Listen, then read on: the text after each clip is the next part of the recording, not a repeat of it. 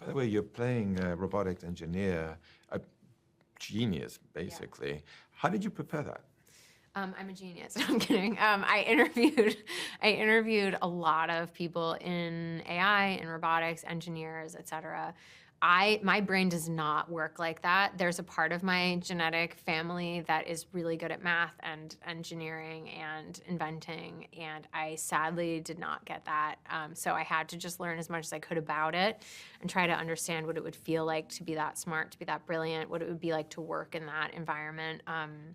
But that was as close as I could get, unfortunately. Most of the time when I had these conversations, about 5 minutes in, I just stopped understanding anything they were saying. I was like, okay, explain how these learning models work. And I immediately regretted the question because I was like, I'm lost. I'm so lost.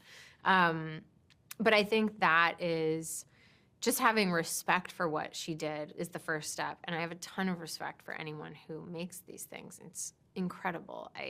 We can't even, unless it's a field that you're into, it's hard to even fathom how much goes into making something like M3GAN.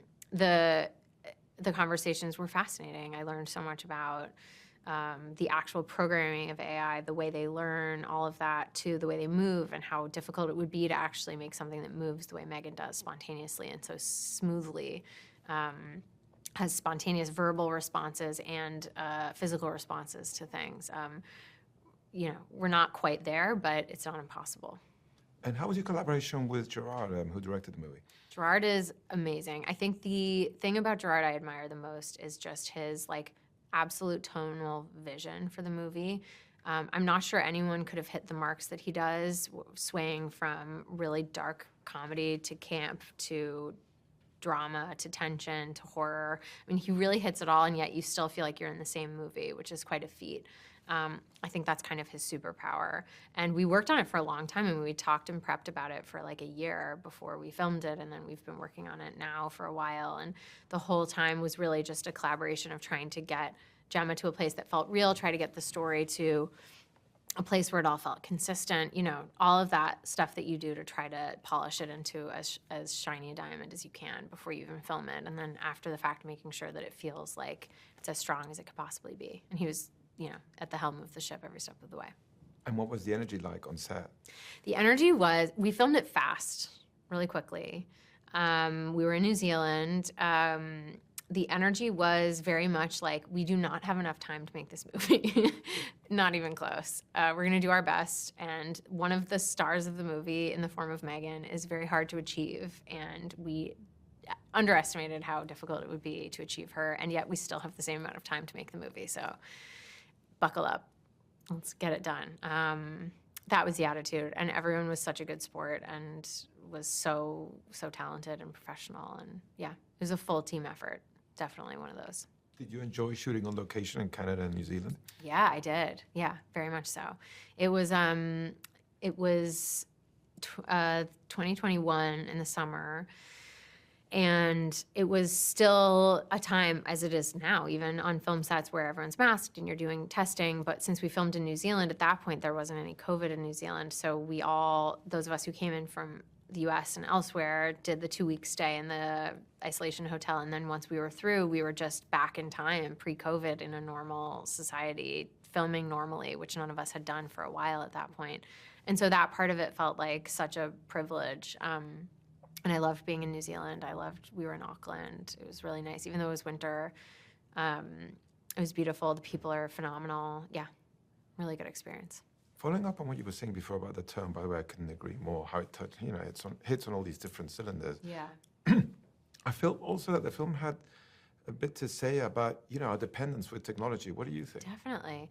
I think one of the things the movie asks from the first scene, first there's a commercial for the perpetual pet, which is what Gemma is supposed to be working on in her professional life. And it's the premise of the commercial is that this kid is mourning the death of a pet, and then their parent offers them a perpetual pet, which is a robotic pet that will never die.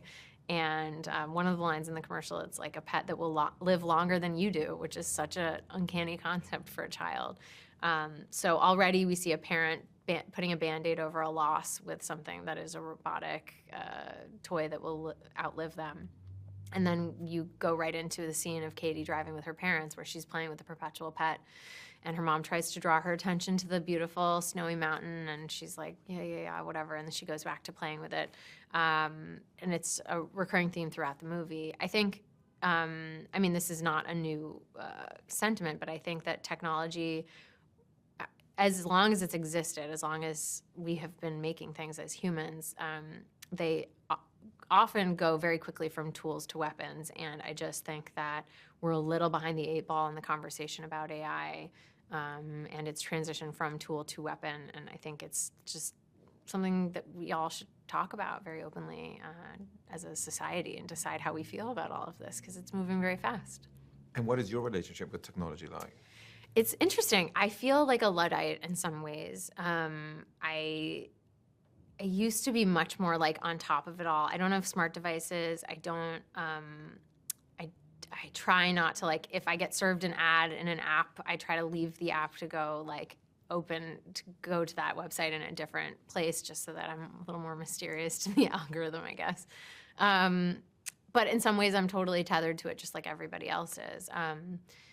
You know, I think it's hard to find someone today who doesn't have a relationship to technology, but I would not say I'm in like the top, like, 10% in terms of dependence. I'm probably up there, but not all the way.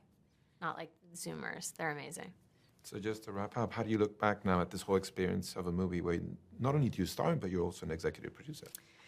So fondly, and it's not over yet. I see this, I see movies as happening, and any project is happening really in 3 acts: the prep, the filming, and then the post. And so we're still in the 3rd act. It's not over yet. This is the first time I've been an executive producer, and it's been such a joy to be able to be fully invested in it to the extent that I like to be invested in everything I work on. Obviously, it was a privilege to play Gemma and to be in the movie, but it also just was so much fun to be like deeply involved in the more granular aspects of getting it made and bringing it to the world. I've learned so much, and I've really loved that part of it because I care so much. It's nice to be allowed to care that much officially because I have the title.